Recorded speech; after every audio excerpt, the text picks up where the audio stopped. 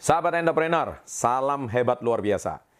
Pada kesempatan kali ini saya akan membahas sebuah topik yang sangat penting, yaitu dengan judul Berpikir dan Berjiwa Besar.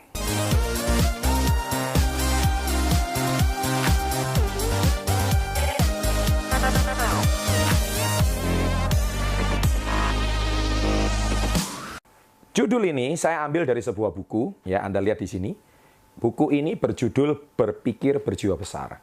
Saya telah membaca buku ini sejak tahun 1996, alias 19 tahun yang lalu. Ya, mentor saya pada waktu itu memperkenalkan saya buku ini untuk saya baca pertama kali. Dan waktu buku ini diperkenalkan, umurnya sudah 80 tahun di muka bumi ini. Tentunya ini sebuah buku yang bukan sembarangan buku. Karena buku ini mengajarkan tentang apa yang tidak diajarkan di bangku sekolah maupun di bangku kuliah. Ya, karena buku ini mengajarkan tentang bagaimana cara kita berpikir yang benar, berpikir yang besar, berjiwa yang besar, baru kita bisa sukses. Buku ini karangan dari Dr. David Schwartz, ya, di mana buku ini muncul di era abad 19 sekian, dan buku ini sudah bertahan lebih dari hampir 100 tahun lebih. Ya.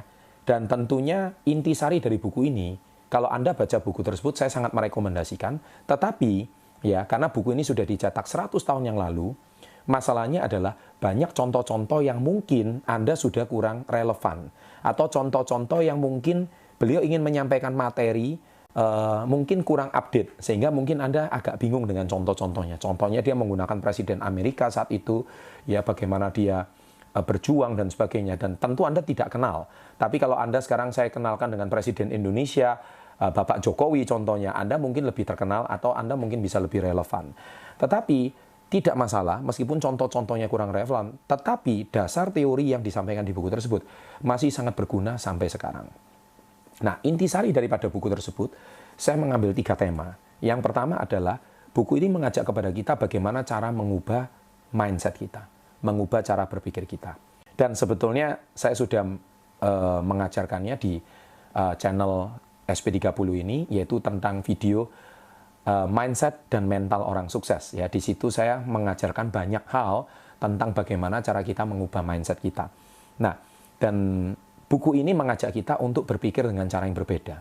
Karena seringkali kita ingin melangkah, tetapi yang menghambat kita itu bukan masalah, tapi yang menghambat kita itu justru ke dalam, ya. Karena masalah itu sebenarnya masalah di luar, ya. Di luar itu seperti kayak kondisi, situasi, ya, atau problem-problem yang terjadi di luar diri kita.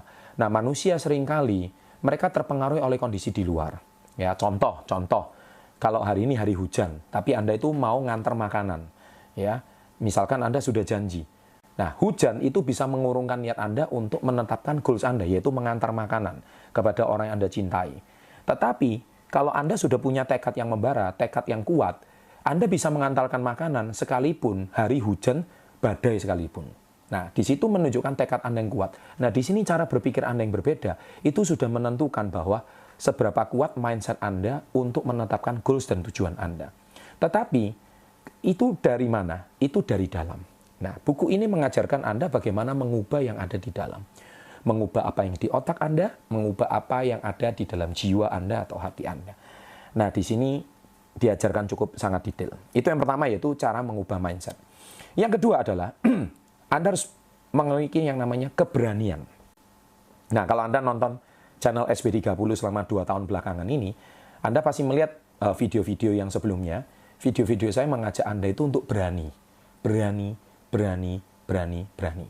Ya. Seringkali kita itu kurang berani, itu lagi-lagi karena kondisi di luar. Kondisi eksternal seringkali mengurungkan niat kita untuk melakukan sesuatu. Contoh, kalau Anda hari ini karyawan, Anda pengen berwirausaha, tapi Anda sudah melihat contoh orang-orang yang gagal. Ya, orang-orang yang bangun usaha mungkin 2 bulan, 3 bulan, akhirnya gagal, akhirnya dia kembali lagi sebagai karyawan. Nah, itu kondisi eksternal. Kemudian lagi, Anda mungkin juga melihat seringkali orang ingin melakukan suatu tindakan, tapi lagi-lagi dipengaruhi oleh kondisi eksternal. Sekali lagi, tidak ada salahnya dengan kondisi eksternal. Kenapa? Kondisi eksternal selalu tidak sesuai dengan yang kita inginkan. Tetapi, kalau Anda memang ingin benar-benar berhasil, sebetulnya lebih dipengaruhi oleh faktor internal. Karena tekad yang kuat, tekad yang membara, itu bahkan bisa mengubah kondisi eksternal. Bahkan yang dikatakan orang tidak mungkin, itu kalau tekad Anda kuat, itu bisa menjadi mungkin. Everything is possible. Ya, tetapi diri kita itu seringkali urung membuat satu tekad gara-gara kondisi eksternal. Nah, di sini kita diajak untuk berani. Bahkan di bab 2, ya, itu dengan judul mengatasi dalih. Nah, di situ banyak sekali manusia itu, kalau Anda tonton video-video saya sebelumnya, ya saya nggak punya modal lah, bagaimana berwirausaha nggak punya teman lah, dan sebagainya macam, itu semua adalah dalih. Semua adalah alasan demi alasan. Saya nggak punya mentor lah, saya nggak punya teman lah, saya nggak tahu harus kemana, saya nggak punya produk lah. Pokoknya dalih demi dalih itu banyak sekali. Padahal, saya percaya, di buku ini diajarkan tentang bagaimana cara mengatasi dalih. Di situ ada satu tuan yang namanya tuan positif dan tuan negatif. Nah, di otak kita, setiap kali kita menghadapi sebuah peristiwa, kondisi eksternal, pasti ada dua sisi yang mengatakan satu bisa, yang satu mengatakan tidak bisa. Yang satu mengatakan mungkin, yang satu mengatakan tidak mungkin. Yang satu mengatakan oke, yang satu mengatakan tidak oke. Kita seringkali dihadapkan dengan kondisi seperti ini. Nah, pertanyaan saya adalah, bagaimana cara membuat Anda tuan positifnya itu lebih banyak yang bekerja? Oke-nya, mungkinnya, bisanya itu diaktifkan. Dengan meniadakan yang tidak bisanya, tidak oke-nya, atau bahkan tidak mungkinnya. Nah, di buku itu dipaparkan dengan sangat jelas di bab kedua. Dan yang kata berani itu juga di bab ketiga, yaitu cara mengatasi rasa takut. Ya, di video-video saya sebelumnya juga saya sudah paparkan bagaimana mengatasi rasa takut tentang kegagalan. Nah, di buku ini sudah dijelaskan juga bagaimana cara Anda mengatasi rasa takut gagal. Mengatasi rasa takut gagal, itu saya ambil sebuah contoh tentang siapa di antara para subscriber di sini yang nggak bisa berenang. Mungkin berenang bagi Anda itu sesuatu yang menakutkan. Tapi kalau menakutkan, kenapa hari ini berenang itu merupakan salah satu olahraga favorit di Olimpiade. Ya. Dan kalau hari ini kita nggak bisa berenang, oh Anda alasannya banyak. Saya ini hidupnya nggak di tengah laut. Kalau saya ini anak nelayan, mungkin saya pandai berenang. Ya, karena mungkin Anda semasa kecil, Anda mungkin sudah sering dipertontonkan video orang tenggelam, atau mungkin Anda menonton siaran-siaran yang membuat orang itu menakutkan hal-hal yang berbau dengan air, atau mungkin banjir bandang, sehingga membuat Anda itu takut akan berenang. Nah, di buku ini diajarkan ada dua cara untuk membuat Anda bisa berenang. Cara yang pertama adalah sederhana sekali, yaitu Anda dipertontonkan sebuah seminar. Nih, cara berenang itu seperti ini. Semua teori dipaparkan dengan sangat jelas. Semua teori meyakinkan bahwa Anda pasti bisa berenang.